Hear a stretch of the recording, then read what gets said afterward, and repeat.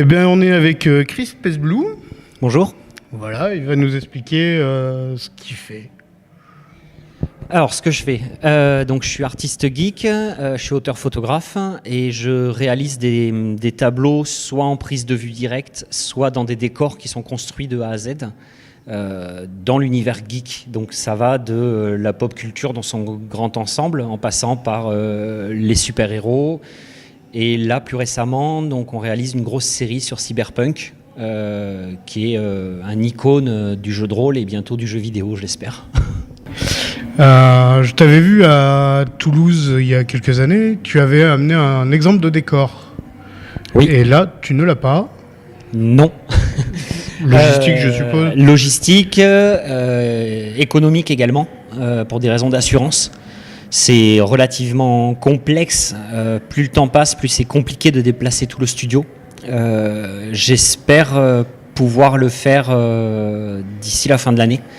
Donc je risque certainement de réitérer cette expérience, mais malheureusement ça sera extrêmement ponctuel. Donc je l'annoncerai sur la page le jour où on fera ça, mais on ne peut pas, c'est difficilement imaginable de déplacer tout à chaque fois, quoi. Ouais, ça se comprend, oui. Parce que je sais que ça avait bien plu, enfin ça plaisait bien aux cosplayers qui étaient sur place quand même. Il y avait eu à peu près, je crois, 300 portraits réalisés sur le week-end. Ouais, quand même. Donc ça avait été assez impressionnant, ça avait eu beaucoup de succès. Maintenant, on me le demande, très souvent, on me redemande quand est-ce que je reviens faire des shootings sur les salons. Les gens comprennent totalement, ils sont très contents de voir l'exposition, ils sont très contents de me voir, mais ils aimeraient bien aussi pouvoir avoir une photo comme j'avais pu faire par le passé, à mes débuts. Je vais le refaire, clairement, mais la question c'est quand et comment. Mais c'est dans les tuyaux, c'est en cours de préparation. Je vais voir en fonction, le planning est très chargé, il y a au moins 10 dates d'ici la fin de l'année. On va anticiper ça et on va essayer de le prévoir sur un salon. Ouais. Ok, on sera là. Et comment dire, tu parlais de logistique, donc tu as un studio, tu fais chez toi, comment Alors habituellement, quand on travaille en extérieur, on cherche des lieux dans la forêt, en pleine montagne ou en ville, tout simplement. Quand on travaille en décor, alors au départ on travaillait à la maison, c'est devenu étroit. Et à l'heure actuelle, on est obligé de louer soit des salles des fêtes, soit des locaux exprès pour pouvoir installer le décor. Donc il faut que le décor soit entièrement démontable, facilement remontable et transportable. Donc c'est pour ça qu'on travaille avec du bois, du polystyrène extrudé, des choses comme ça pour que ce soit à la fois léger et puis aussi en cas de problème, si ça vient à se casser la figure, que ça soit quand même absolument pas dangereux, quoi. D'accord. Et donc pour la conception, tu as d'abord ton idée au départ, j'entends pour le décor, enfin pour ton tableau du coup. Tu as ton idée au départ ou c'est suivant qui te demande des shots? Non, tout sort de mon esprit malade, comme je dis souvent. Donc tout part d'un croquis. Il faut savoir pour l'anecdote que je dessine extrêmement mal, c'est limite dramatique. Tout part d'un croquis, le croquis je le présente et je fais une réunion avec les différents membres de mon équipe que j'ai la chance d'avoir, qui vont participer au projet et j'aide chaque personne au développement, mais j'ai la chance d'être entouré de personnes absolument exceptionnelles, vraiment. Et c'est grâce à eux que j'arrive à donner vie à tout ce qu'il y a dans ma tête et à le faire comme je l'entends. Pour donner une image, c'est comme si j'étais un peintre et eux, c'est mes pinceaux et ma couleur, quoi. Donc au final, sans les pinceaux et la couleur, je peux pas m'exprimer. Mais aujourd'hui, au travers de la photographie, les pinceaux et la couleur, c'est des gens, c'est des éléments de décor qu'on fabrique, c'est de la réflexion, c'est du temps, c'est des contraintes techniques, c'est une belle aventure, vraiment. Alors, pourquoi l'univers geek ? L'univers geek, c'est simple. Je suis de la génération Club Dorothée et un jour, j'ai grandi avec le jeu de rôle, avec les jeux vidéo, avec l'heroic fantasy, avec Tolkien, avec tout ce qui a fait notre culture en fait. Et un jour, quand j'ai eu la chance d'être papa, je me suis posé la question de qu'est-ce que j'allais laisser comme héritage culturel à mes enfants. Et je me suis rendu compte que ce qui faisait ma culture, outre les valeurs de mes ancêtres ou l'héritage familial, c'est avant tout ce qui m'a fait grandir. Et ce qui m'a fait grandir, c'est cette culture geek. Et je pense qu'il faut lui donner son importance et j'y contribue à ma manière. Et c'est pour ça que c'était important de la mettre en avant de manière différente, de manière sincère. C'est pour ça qu'on utilise le moins possible les logiciels de retouche, voire pas du tout sur certains tableaux. Et le but est vraiment de créer et de nourrir cet imaginaire pour susciter d'autres imaginaires. Dans une période où on nous livre tout pré-mâché, on nous dit comment il faut penser, on nous dit que ça c'est bleu, que ça c'est un canard, on nous empêche d'imaginer tout ça. Et bien, je pense qu'aujourd'hui, les artistes, les auteurs, les écrivains, on est des porteurs de rêves. On est là pour susciter des imaginaires, on est là pour inviter les gens à de nouveau faire comme on faisait à l'époque et sortir un peu de ce carcan qu'on nous impose au quotidien en nous présentant des images et en nous disant que c'est comme ça et c'est pas autrement. Non, c'est faux, au contraire. Donc je veux démontrer qu'on est capable déjà que notre culture est riche, que la culture geek, c'est pas simplement des personnes enfermées dans leur maison qui jouent aux jeux vidéo du matin au soir ou qui peignent des petites figurines. La culture geek, c'est bien plus que ça. C'est de l'échange, c'est international, c'est des passionnés, c'est des personnes qui sont prêtes à y consacrer un temps fou pour faire vivre leurs rêves et leur imaginaire. Et c'est là-dedans que je veux m'inscrire. D'accord. Et pourquoi avec cet art-là ? Parce que je sais pas dessiner. D'accord. Non, c'est pas une blague. J'ai commencé la photo, j'avais 14 ans. Donc j'en ai 28, donc ça fait... J'en ai 38, pardon. Oh là là. Donc ça fait plus de 20 ans. Ça commence à faire beaucoup. Et la photo m'a toujours fasciné. On nous appelle les peintres feignants.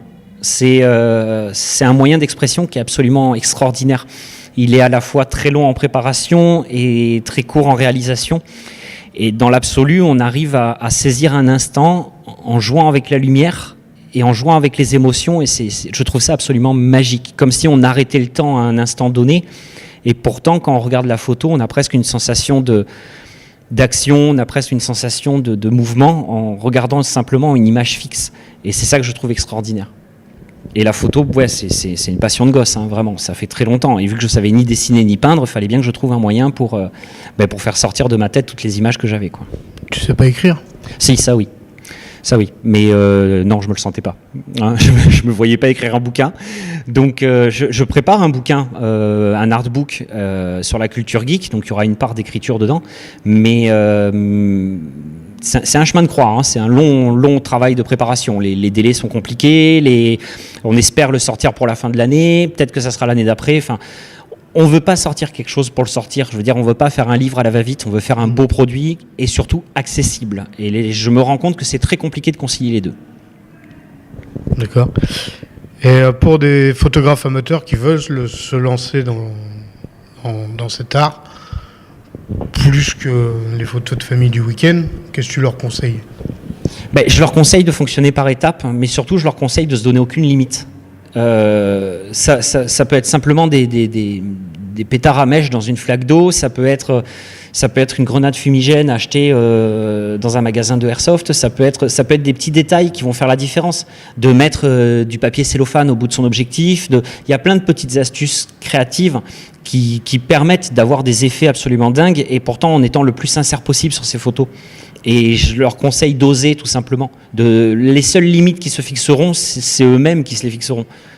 Et qu'ils arrêtent de croire que c'est parce qu'en achetant un appareil à 3 000 € ou en passant des heures sur Photoshop, ils vont obtenir le meilleur cliché du monde. Non, c'est faux.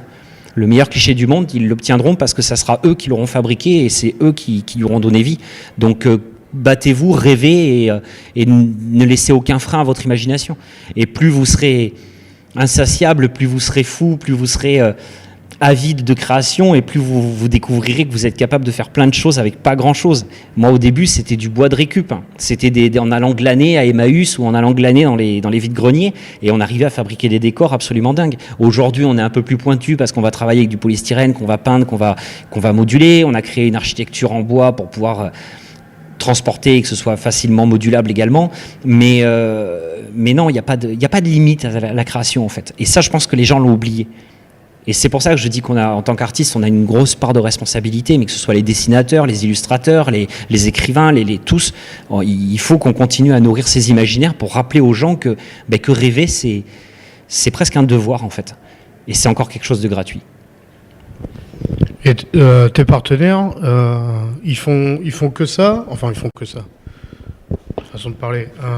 Ils sont spécialisés dans les décors ou... Les gens de mon équipe? Ouais, de ton Non, équipe. c'est juste des passionnés. D'accord. En fait. Pour la plupart des amis ou de la famille, donc c'est des proches. On se réunit une fois tous les 3 mois, hein, donc ça reste des copains qui se réunissent pour faire une photo. Et 100% des gains et des profits sont réinjectés dans la photo suivante. Donc on est vraiment en circuit fermé. Ce sont avant tout des passionnés. Non, il y en a un, il est ingénieur chez Continental, il y en a d'autres, elles sont dans le commerce, il y en a, elles sont étudiantes. C'est très très varié, très très varié. Il y a une personne qui fait de l'accueil pour personnes handicapées. Enfin, c'est du délire à quel point. Et on s'est tous retrouvés autour de cette passion commune et de cette envie déjà de s'éclater dans ce qu'on fait et de contribuer à cette culture geek parce qu'on partage tous cette notion de défendre le droit à l'imagination et la créativité, vraiment. D'accord. Et alors, pour tes tableaux, c'est toi qui choisis les modèles ou c'est quelqu'un qui te propose Alors moi, on m'envoie beaucoup de candidatures. Aujourd'hui, j'en ai énormément.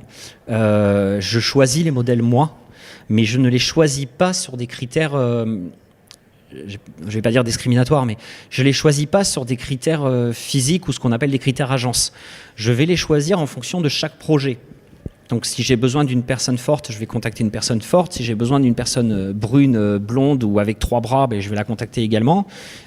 Si j'ai besoin d'un chien ou d'un furet, j'ai ce qu'il faut à la maison, mais voilà. Il n'y a pas de limite en fait. Il n'y a pas de limite. Il n'y a pas de critères de sélection. La seule chose, c'est qu'il faut aimer mon travail déjà pour travailler avec moi. Et ensuite, il faut être majeur. Ça, c'est important. Et on travaille en contrat de collaboration.